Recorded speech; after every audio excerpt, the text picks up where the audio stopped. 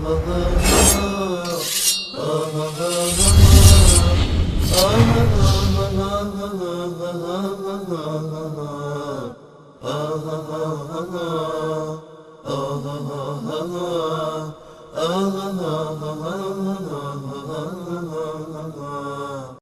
سلام علیکم، بفرمایید. علیکم سلام علیکم. علیکم السلام و رحمت الله و برکاته. بفرمایید. الو. بله بفرمایید. گوشی اجازه. اما خسته نباشید. سلامت باشید. من برنامه خوبتان ببخشید من یک مسئله آقای من عزیزی هستم. آقای عزیزی. بله ببخشید من چند سال پیش ناز کردم، تقریبا 5-6 سال پیش نزد امام حسین هر سال اسفند رو میدادم هیئت امام حسین. بعد این 2 ساله که برنامه شما رو میبینم دیگه نزد ما ادا نمیکنم. درست. الان مثلا میشه نزد ما خودم درست کنم بدم دهن مردم درست کنم به مردم پخش کنم یا اینکه بتونش چه کار بکنم؟ باشه من الان در این مورد صحبت میکنم برادر عزیز. تشکر از شما. خدا نگهدارتون. خدا نگهدارتون. ببینید در نظر اگر شما نظر به اطاعت کردید، نظر به عبادت الله سبحانه و تعالی کردید، بر شما واجب است که نظرتون رو ادا بکنید. مثلا اگه کسی نظر کرد که بالله من نظر میکنم که برای تو 100 رکعت نماز بخونم، باید بخونه، چون این نظر به عبادت کرده.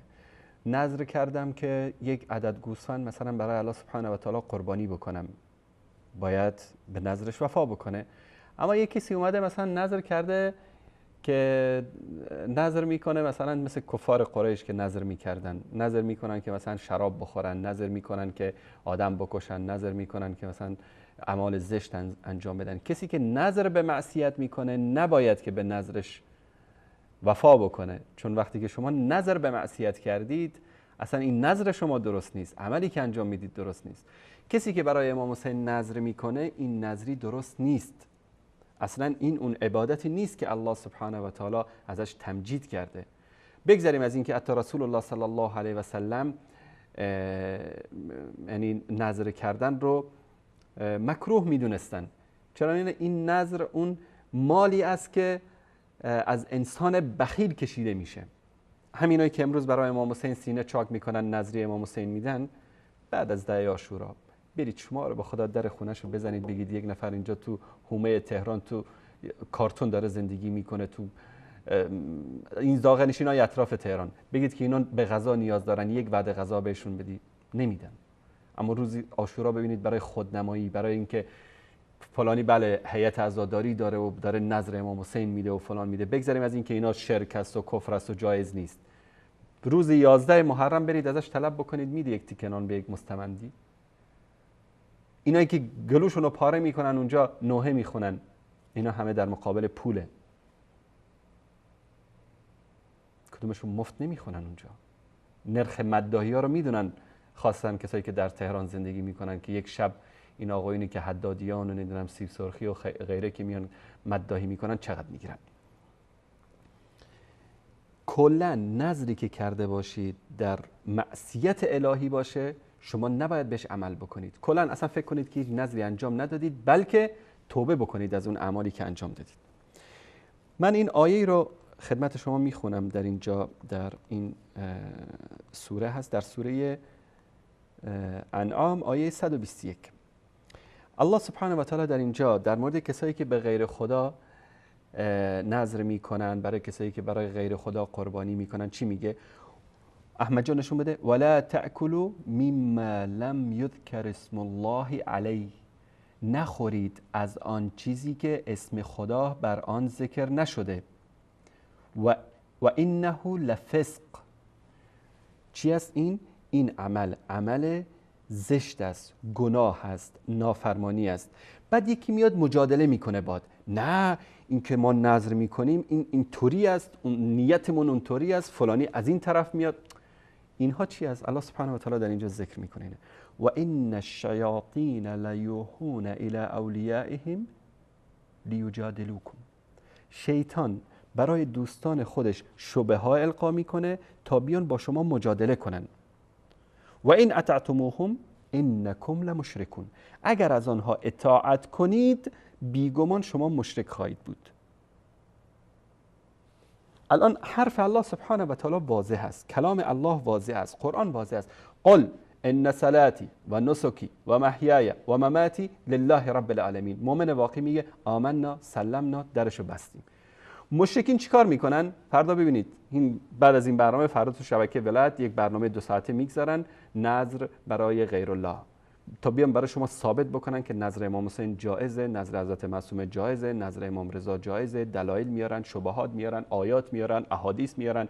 آخ تو کتاب فلانی جلد مجروحین ابن حبان جلد فلان صفحه فلان نوشته، در میزان الاعتدال ذهبی جلد فلان صفحه فلان نوشته، در تاریخ طبری آورده که فلانی همین غلطو کرده. تا چیکار بکنن؟ تا که شما رو بگن برید نظر امام حسین بدید، برید خمس بدید، برید صیغه بکنید. چون بازار اینها اینطوری گرمه. اگر شما همه به طرف خدا برید، اگر شما همه راه حق رو قبول بکنید، اگر شما به قرآن عمل بکنید، کی به آخوند خمس میده؟ کی ناموسش رو به زیر پای یک آخوند کثیف میندازه؟ پس باید شما را از قرآن دور بکنن و با همین شبهات. ببینید الله سبحانه و تعالی در این آیه 121 سوره انعام چقدر جالب میگه: و ان الشیاطین لیوحون الی اولیائهم لیجادلوکم. شیطان برای دوستان خود شبه ها القا میکنه تا با شما مجادله بکنن، با شما بحث بکنن. و این اطعتموهم انکم لمشرکون، اگر از اونها اطاعت کنید بیگمان شما از جمله مشرکین خواهید بود. در مورد نذر ببینید این آیه در اینجا صراحتاً میگه که از آن چیزی که نام غیر خدا بر اون ذکر شده نخورید. قربانی میکنی باید فقط برای الله باشه، نذر میکنی فقط برای الله باشه. نمیدونم ثوابشو به فلان بخشیدم، ثوابشو، با این چیزا گول نزنید. مردم میدونن که این نذر داره برای امام حسین میکنن، برای خدا نیست. اگر نذر برای خدا چرا در غیر عاشورا نمیکنن این نذر رو؟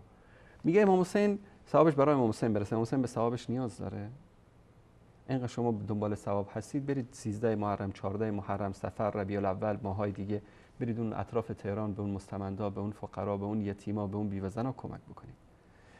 ثانیاً الله سبحانه و تعالی در یکی از سوره هایی که همیشه میخونیم، الله سبحانه و تعالی ما رو امر میکنه که فصل لربک وانحر، فقط برای پروردگارت نماز بخوان و فقط برای او قربانی بکن. فقط برای او. اگر گوسفندی رو آوردی جلوی پای عروس و داماد سر بریدی، بگی که خدایا بارالله من این گوسفند رو فقط به خاطر تو سر بریدم، این شرکه، تو رو از دین خارج میکنه. چرا؟ باید این گوسفند فقط و فقط برای الله خونش ریخته بشه. فصل لربک وانحر. تو در اینجا احترام عروس و داماد رو مد نظر قرار دادی، این گوسفند رو ذبح کردی، پس این ذبح شما ذبح شرکی است. رئیس جمهور اومد، حاجی از حج اومد، ملا اومد، داملا اومد، فلان شیخ اومد، جلوی پاش گوسفند رو قربانی کردی. در حقیقت اون گوسفندی رو که باید فقط و فقط فصل لربک وانحر برای الله قربانی میکردی، این حاجی و این رئیس جمهور و این شیخ و این ملا و داملا رو هم در این شریک کردی، پس این شرک است. یعنی دین واضح است، الا کسایی که بخوان به اون سخنان شیطان گوش بدن و به دنبال شبهه و به دنبال این مسائل بگردن. هر انسانی که گوسفندی رو ذبح میکنه جلوی پای عروس و داماد، جلوی پای رئیس جمهور، آمدن شخصیت‌های بزرگ، این گوسفند حرام است، از گوشتش خوردن حرام است. این عمل شرک است، انسان رو از دایره اسلام خارج میکنه. قربانیت فقط برای الله باشه، نذرت فقط برای الله باشه، صدقت فقط برای الله باشه، نمازت فقط برای الله باشه. زندگی و مرگت، محیای و مماتی، زندگی و مرگت برای الله باشه.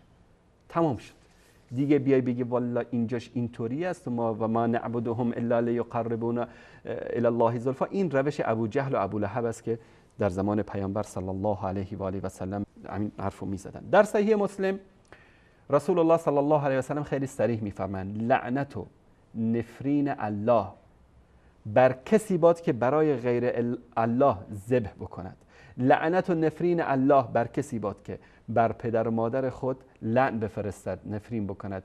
که گفت یا رسول الله چطور میشه انسان پدر مادر خودش رو لعنت میکنه؟ میگه تو سبب بشی کسی پدر مادر تو لعنت بکنه. دیدید مثلا بچه‌ای از شما ظهر خوابی تو خونه، با صدای موتورش، با صدای بوق ماشینش، با سر و صداش شما رو اذیت میکنه، طرف تو خونه نشسته میگه هی بر پدر و مادرت لعنت. این فرزند سبب شد که پدر و مادرش لعنت بشه، یعنی در حقیقت خودش لعنت فرستاده.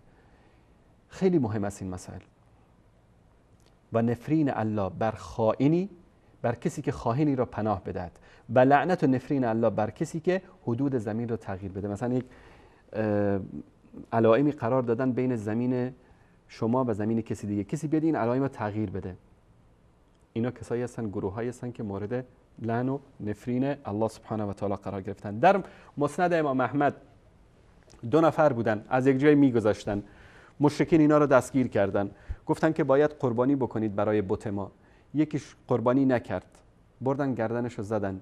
دیگری گفت که حالا برای جانم رو نجات بدم، گفت من چیزی ندارم اما یک مگسی رو میتونم قربانی بکنم. یک مگسی رو گرفت، سرش رو کند، جلوی این بود، گفت این مگس رو برای فکر کرد که این یک مگس چیزی نیست.